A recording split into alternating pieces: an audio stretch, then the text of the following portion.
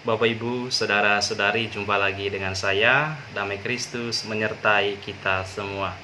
Mari kita mengawali hari ini dengan membuat tanda kemenangan Kristus. Dalam nama Bapa dan Putra dan Roh Kudus. Amin. Mari kita mendengarkan sabda Tuhan. Tuhan sertamu dan sertamu juga. Inilah Injil Yesus Kristus menurut Lukas. Dimuliakanlah Tuhan. Setelah meninggalkan rumah ibadat di Kapernaum, Yesus pergi ke rumah Simon.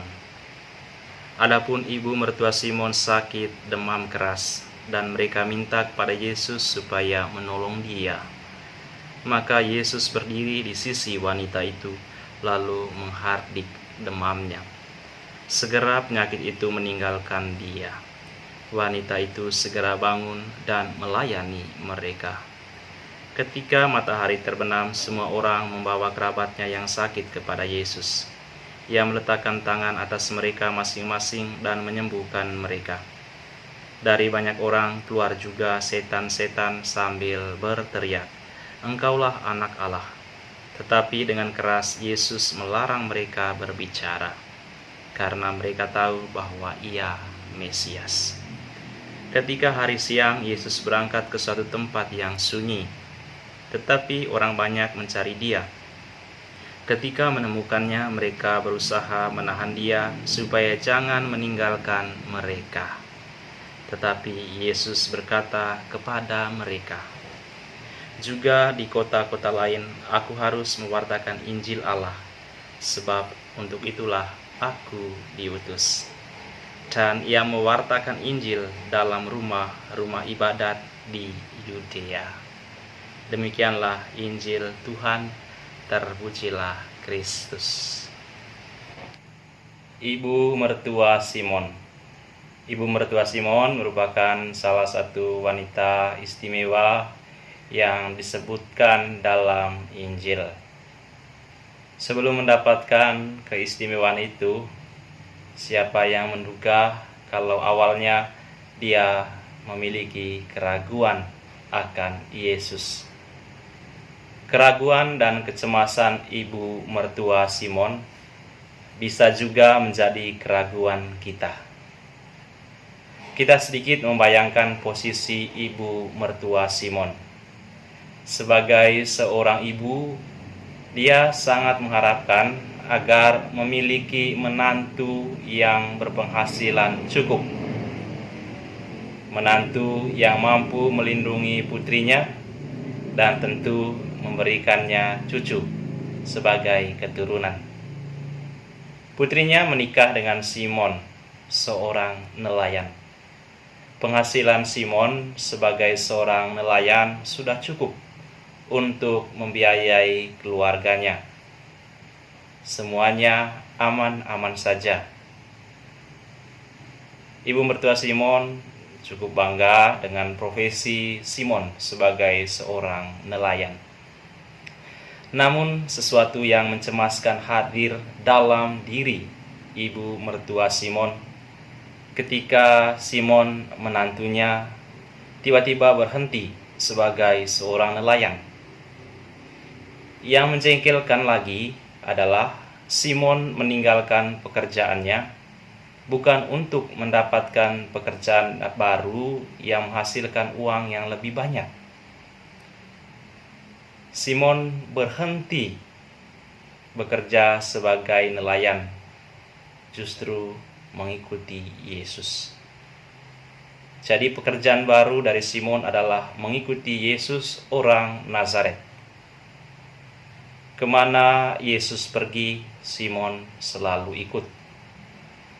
Simon ikut dan telah meninggalkan pekerjaan yang menjadi sumber penghasilannya selama ini. Bahkan kalau malam, Simon bersama Andreas, Yakobus, Yohanes, dan teman-teman rasul lainnya duduk mendengarkan Yesus. Dan topik yang mereka bicarakan adalah kerajaan Allah. Ya, sudah berbulan-bulan Simon tidak lagi menjala ikan. Bahkan dia jarang berada di rumah. Istrinya berdua saja dengan mertuanya di rumah. Ibu mertua Simon tidak mengerti dengan pola pikir menantunya. Tidak mengerti mengapa Simon mengikuti Yesus. Tidak mengerti lagi mengapa Simon rela meninggalkan pekerjaannya, rela meninggalkan sumber penghasilannya. Semua hal itu mengganggu pikiran ibu mertua Simon. Ia tidak habis berpikir mengapa Simon mau meninggalkan pekerjaannya sebagai seorang nelayan. Inilah keraguan dari ibu mertua Simon. Keraguan akan keputusan Simon, serta keraguan akan kehadiran Yesus. Tumbuhnya iman dan melayani sebagai perwujudannya. Tumbuhnya iman ibu mertua Simon berawal ketika suatu hari ia sakit. Awalnya demam biasa, namun kemudian menjadi demam tinggi. Dia telah minum obat, telah melakukan segala cara untuk meredakan demamnya. Namun demamnya semakin parah.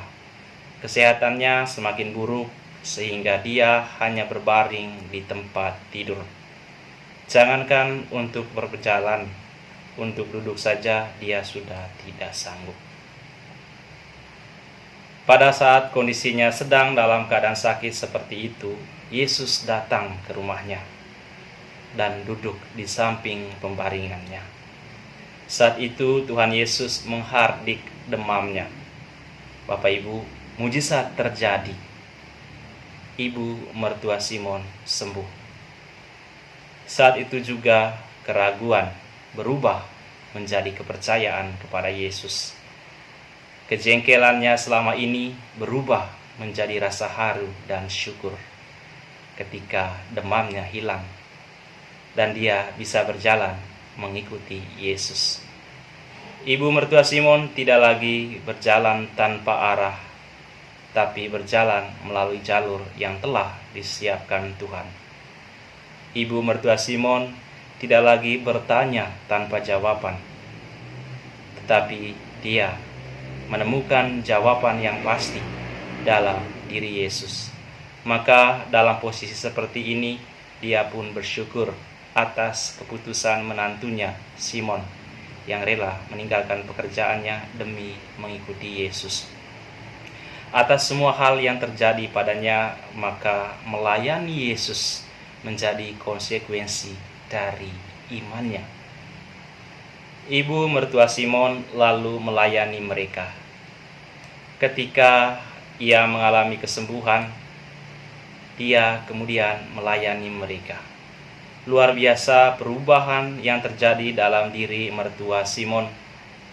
Ketika dia sembuh, yang dia layani bukan hanya Yesus, tetapi semua orang yang mengikuti Yesus.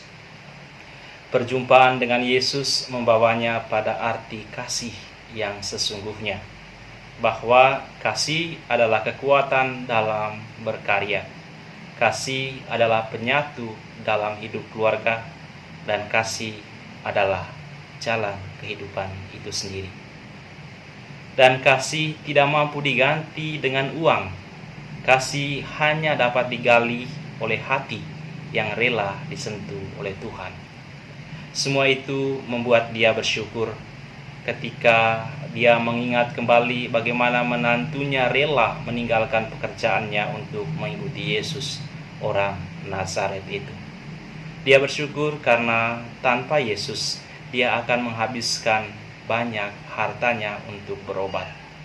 Bahkan kalau Simon masih bekerja sebagai nelayan, juga tidak akan mampu membiayai pengobatannya. Ibu mertua Simon menjadi sadar bahwa tidak ada yang sia-sia dalam mengikuti Yesus.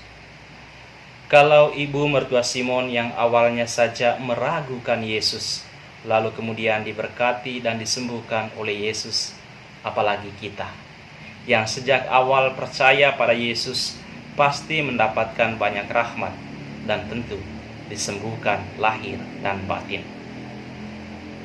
Kalau ibu mertua Simon yang awalnya saja meragukan Yesus, lalu kemudian melayani Yesus, maka seharusnya kita lebih dari itu lagi.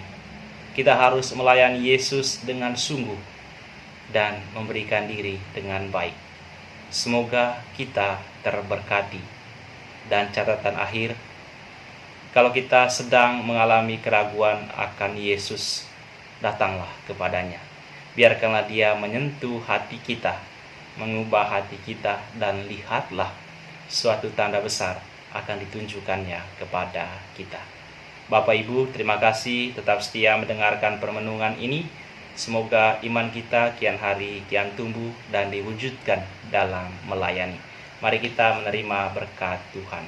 Tuhan sertamu dan sertamu juga. Semoga saudara-saudari sekalian, keluarga Anda, usaha-usaha dan niat-niat baik Anda dilindungi dan dibimbing oleh berkat Allah yang Maha Kuasa, Bapa dan Putra dan Roh Kudus. Amin. Selamat berkarya untuk Anda, sehat dan bahagia selalu.